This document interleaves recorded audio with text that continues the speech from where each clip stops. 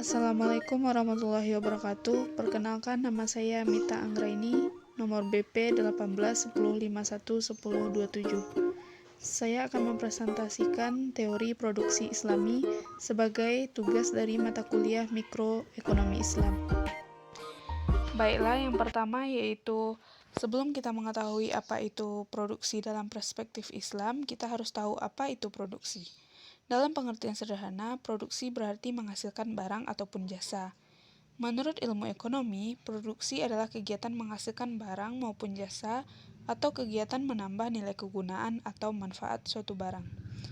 Pengertian produksi dalam perspektif Islam adalah usaha mengeksploitasi sumber-sumber daya agar dapat menghasilkan manfaat ekonomi.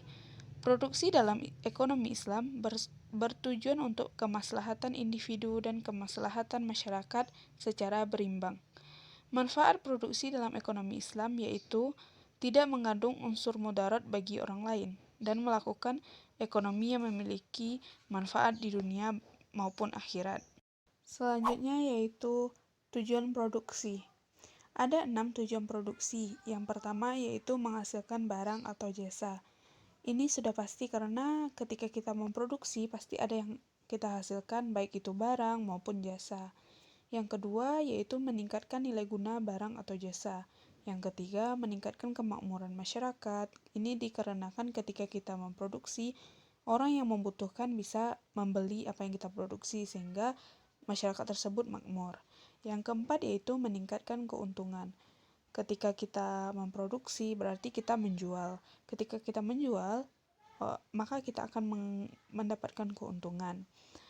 Yang kelima, memperluas lapangan usaha. Ini dikarenakan karena ketika kita memproduksi, jika kita memproduksi dalam jumlah banyak, maka lapangan usaha buat orang-orang yang membutuhkan. Selanjutnya yaitu menjaga kesinambungan usaha perusahaan. Faktor-faktor produksi. Faktor produksi yaitu unsur-unsur yang digunakan dalam proses produksi.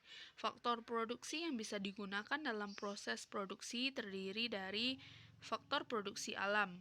Di sini contohnya seperti emas, tambang, atau sejenisnya. Yang kedua yaitu tenaga kerja. Yang termasuk tenaga kerja yaitu semua yang bersedia dan sanggup bekerja. Golongan ini meliputi yang bekerja untuk kepentingan sendiri maupun anggota keluarga, atau mereka yang bekerja untuk gaji dan upah. Dan yang selanjutnya yaitu modal. Modal adalah barang-barang yang dihasilkan untuk dipergunakan selanjutnya dalam proses produksi barang-barang dan jasa. Modal di sini juga bisa berbentuk uang atau peralatan. Dan yang terakhir yaitu pengelolaan atau kewirausahaan. Pengusaha berperan mengatur dan mengkombinasikan faktor produksi dalam rangka meningkatkan kegunaan barang atau jasa secara efektif dan efisien. Baiklah, selanjutnya yaitu produksi yang diharamkan dalam Islam. Haram apabila tidak memenuhi prinsip-prinsip yang ada dalam ekonomi Islam. Jadi, prinsip-prinsipnya apa aja? Yang pertama, keadilan dan kesamaan dalam produksi Islami. Islam memiliki prinsip produksi yang adil dan wajar dalam sebuah bisnis, di mana mereka dapat memperoleh kekayaan tanpa mengeksploitasi individu-individu lainnya atau merusak kemaslahatan. Yang kedua, memenuhi takaran, ketepatan, kelugasan, dan kebenaran.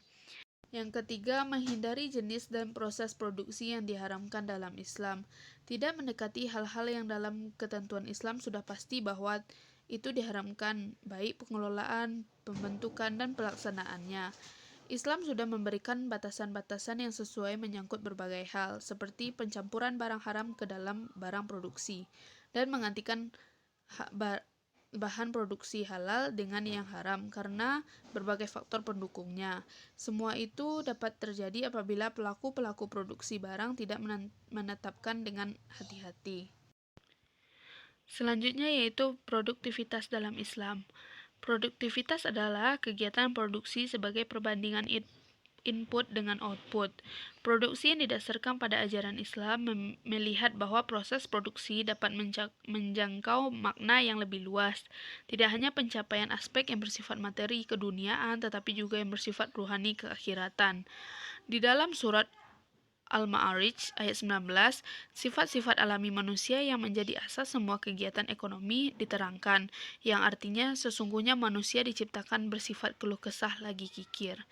Mengacu pada pemikiran Asy-Syatibi bahwa kebutuhan dasar manusia harus mencakup 5 hal, yaitu terjaganya kegiatan beragama atau ad-din, terpeliharanya jiwa, an-nafs, terjaminnya berkreasi dan berpikir, terpenuhinya kebutuhan materi atau al-mal, dan keberlangsungan meneruskan keturunan atau an-nazl. Selanjutnya yaitu fungsi produksi. Fungsi produksi adalah hubungan antara nilai produksi atau output dengan nilai faktor produksi atau input dalam proses produksi. Hubungan tersebut dapat digambarkan sebagai berikut. Input atau faktor produksi, setelah itu diproses atau proses produksi, dan selanjutnya output, hasil dari produksi tersebut. Fungsi produksi untuk memproduksi barang, Q dapat diformulasikan menjadi Q sama dengan FKL, yang menunjukkan berapa jumlah maksimal barang Q yang dapat diproduksi dengan menggunakan berbagai alternatif kombinasi input modal atau K dan tenaga kerja atau L. Pada gambar tersebut, input modal digambarkan pada sumbu vertikal dengan simbol K, sedangkan input tenaga kerja digambarkan dengan simbol L. Titik-titik kombinasi input K dan L yang menghasilkan tingkat output yang sama dan saling dihubungkan sehingga membentuk suatu kurva. Kurva ini disebut dengan kurva isoquant. Pada gambar tersebut telah dipetakan 3 buah kurva isoquant, yaitu isoquant 1, Q1, isoquant 2, Q2, dan isoquant 3, Q3.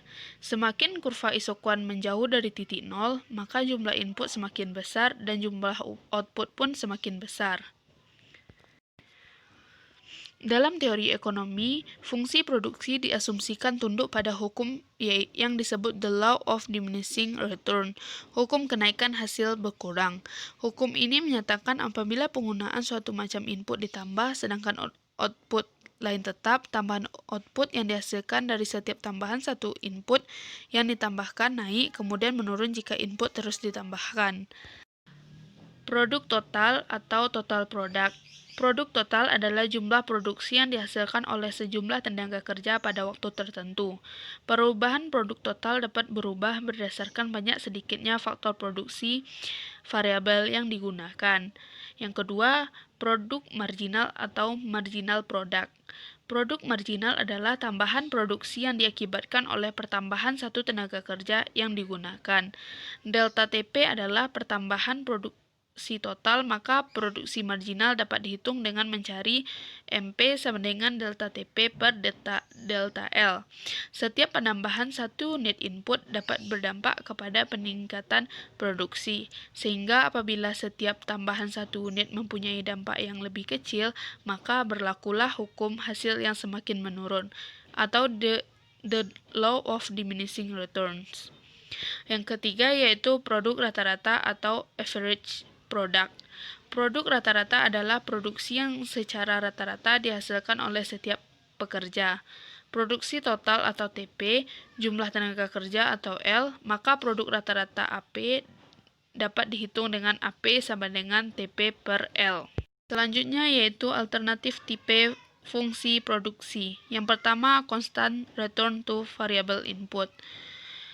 Constant return merupakan hubungan yang menunjukkan jumlah hasil produksi meningkat dengan jumlah yang sama untuk setiap kesatuan tambahan input. Kondisi ini terjadi bila tambahan output yang dihasilkan sama dengan tambahan inputnya. Hubungan input dan output dalam kondisi semacam ini dapat dirumuskan dengan Q sama dengan A ditambah BX. Karena fungsi produksi dimulai dari titik origin, sehingga nilai konstanta A adalah 0. Oleh karena itu, faktor produksi dapat ditulis Q sama dengan BX. Dalam constant return to variable input, AP dan MP membentuk satu garis lurus yang konstan atau B, karena AP sama dengan MP sama dengan B. Selanjutnya yaitu decreasing return to variable input. Decreasing return merupakan hubungan yang mana kesatuan-kesatuan tambahan input menghasilkan suatu kenaikan hasil produksi yang lebih kecil dari kesatuan-kesatuan sebelumnya. Kondisi ini terjadi bila tambahan output yang dihasilkan lebih kecil dibandingkan tambahan inputnya. Seperti ini contoh gambarnya. Gambar dari decreasing return to variable input. Selanjutnya yaitu increasing return to variable input. Increasing return merupakan hubungan di mana kesatuan tambahan input menghasilkan suatu tambahan hasil produksi yang lebih besar dari kesatuan-kesatuan sebelumnya. Kondisi ini terjadi bila tambahan output yang dihasilkan lebih besar dibandingkan tambahan input. Jadi, di sini dapat kita lihat gambar dari increasing return to variable input. Baiklah, dari penyampaian saya tadi dapat disimpulkan bahwa dalam pengertian sederhana, produksi berarti menghasilkan barang atau jasa. Dan dalam perspektif Islam yaitu tidak mengandung unsur-unsur mudarat bagi orang lain dan melakukan ekonomi yang memiliki manfaat di dunia dan akhirat. Produksi yang diharamkan dalam Islam adalah apabila tidak memenuhi prinsip-prinsip yang ada dalam ekonomi Islam. Produktivitas adalah kegiatan produksi sebagai perbandingan input dengan output. Fungsi produksi adalah hubungan antara input dengan output yang dihasilkan dalam satu periode atau suatu gambaran bagaimana produsen berperilaku dalam memproduksi barang atau jasa. Baiklah, hanya segitu yang bisa saya sampaikan. Apabila ada salah, saya mohon maaf. Semoga dalam video tadi kita dapat lebih memahami apa itu produksi dari perspektif Islam. Sekian dari saya. Assalamualaikum warahmatullahi wabarakatuh.